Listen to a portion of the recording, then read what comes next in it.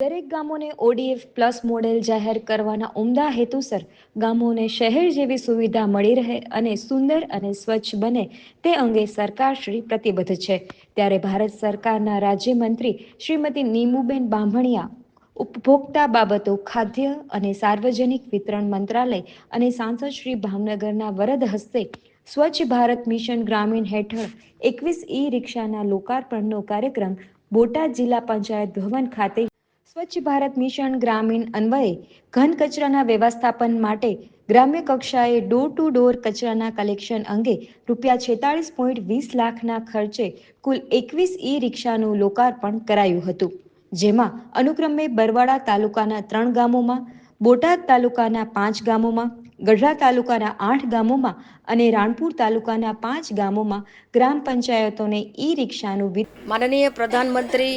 નરેન્દ્રભાઈના નેતૃત્વમાં આજે દેશ આગળ વધી રહ્યો છે। માનનીય વડાપ્રધાન નરેન્દ્ર મોદી સાહેબે સ્વચ્છ અભિયાન અંતર્ગત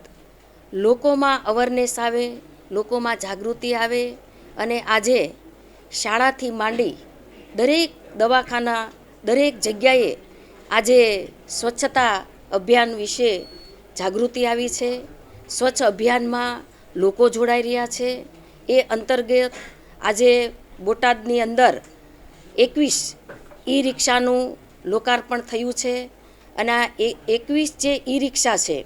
એ ડોર ટુ ડોર કલેક્શન કચરાનું કરવાના છે અને 21 ગામોમાં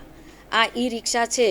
એ કચરાનું કલેક્શન કરવાના છે। ત્યારે સ્વચ્છ ભારત, શ્રેષ્ઠ ભારત, વિકસિત ભારત બને એ રીતે અમારા